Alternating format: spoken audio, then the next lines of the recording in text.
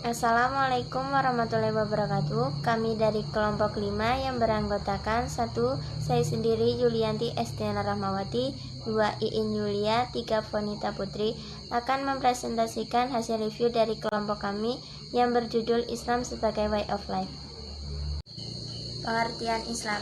Islam mengandung arti berserah diri, tunduk, patuh, dan taat sepenuhnya kepada kehendak Allah Subhanahu wa Ta'ala. Kepatuhan dan ketundukan kepada Allah itu melahirkan keselamatan dan kesejahteraan diri serta kedamaian kepada sesama manusia dan lingkungannya. Pengertian Islam secara terminologis diungkapkan Abdullah Al-Madosi bahwa Islam adalah kaidah yang diturunkan kepada manusia sejak digelar ke muka bumi, terbina dan terbentuknya yang terakhir dan sempurna, seperti tergambar dalam Al-Quran yang suci yang diwahyukan Tuhan kepada nabinya yang terakhir, yakni Nabi Muhammad. Suatu kaidah hidup yang memuat tuntunan jelas dan lengkap mengenai aspek hidup manusia, baik spiritual maupun material. Dari definisi ini dapat disimpulkan bahwa Islam adalah agama yang diturunkan Allah kepada manusia melalui Rasul-Rasulnya, berisi hukum-hukum yang mengatur hubungan manusia dengan Allah, manusia dengan manusia, dan manusia dengan alam semesta. Agama yang diturunkan Allah ke muka bumi sejak Nabi Adam sampai Nabi Muhammad Shallallahu Alaihi Wasallam adalah agama Islam, sebagaimana diungkapkan dalam Al-Quran surat Ali Imran ayat 19.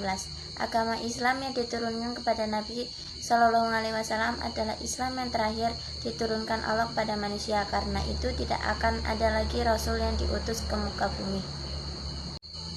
Misi kehadiran Islam. Menurut Darwin, menganggap manusia sebagai hasil dari evolusi hayat yang bertolak dari makhluk bersel satu.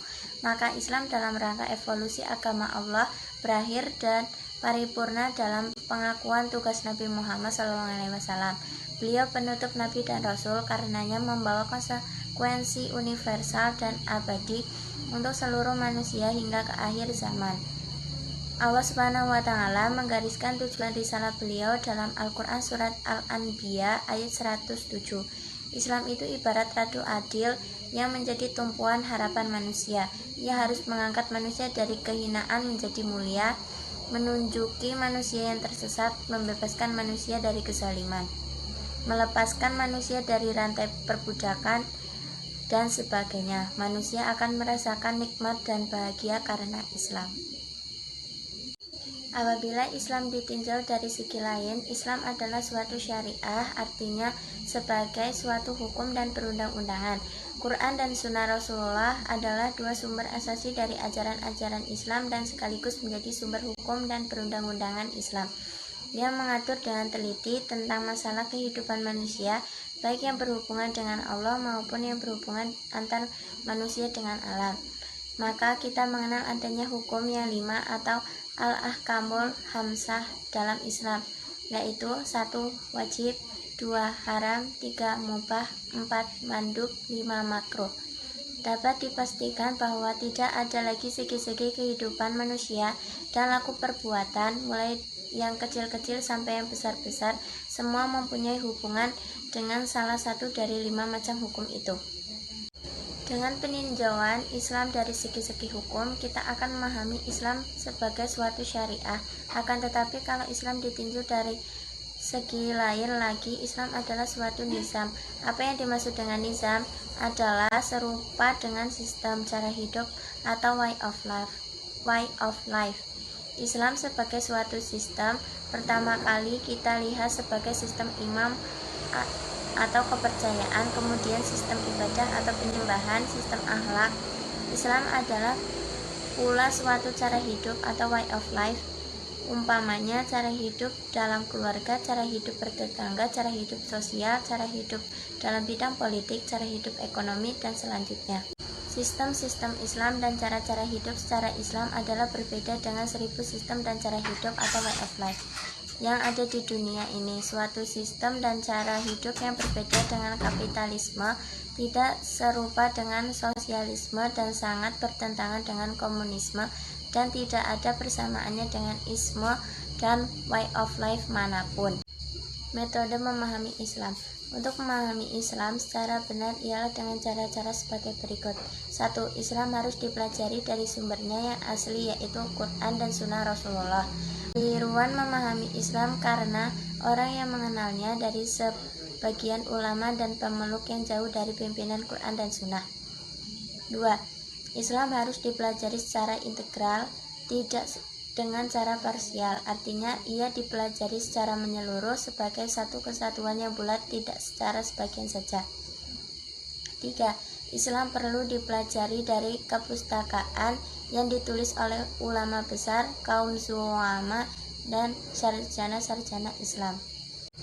Untuk memulai sebagai pangkal tolak umat Islam, hendaklah jangan dipelajari lewat literatur para orientalis. Mereka umumnya bukan muslim dan memandang Islam lewat pemikiran kaum Islamofobia. Mereka menulis Islam bukan tujuan suci melainkan hasad dan dengki, sehingga banyak prinsip Islam yang sengaja dikaburkan. Dalam penulisan-penulisan kaum orientalis terhadap Islam, sadar atau tidak sadar dengki dari akidah Nasraninya dan sentimen ras baratnya selalu timbul juga. Secara halus atau kasar, prinsip-prinsip Islam diselewengkan dan Islam dihantam secara licik, sehingga bagi orang-orang yang belum mendalam ilmunya tentang Islam secara tidak sadar terpengaruh ketika membaca keterangan dalam tulisan-tulisan tersebut. Memang sulit kaum orientalis menguraikan Islam secara benar dan objektif. Kalaupun ada yang objektif, itu adalah keluarbiasaan yang ada di antara 1000. Memang mereka sulit merasakan keindahan Islam sebab tidak dialaminya dalam praktek hidupnya. Faktor detail yang menyebabkannya adalah: 1. Mereka kaum orientalis yang mempelajari Islam kurang mengerti bahasa Arab. Pembahasan mereka tergantung pada terjemahan yang kurang tepat. 2. Mereka yang mengerti bahasa Arab dan terlatih berpikir dalam bidang agama, dalam pembahasannya tentang masalah timur kurang dilengkapi dengan pembagi ilmu. 3. Mereka kurang persiapan agama sehingga penyelidikan mereka tentang timur cenderung kering. 4. Kurang luasnya pengertian mereka tentang ide, ideal, dan aspirasi masyarakat timur. Hal ini disebabkan karena anggapan mereka yang skeptis bahwa apa saja yang ditulis dengan bahasa Arab adalah tidak orisinil. 5.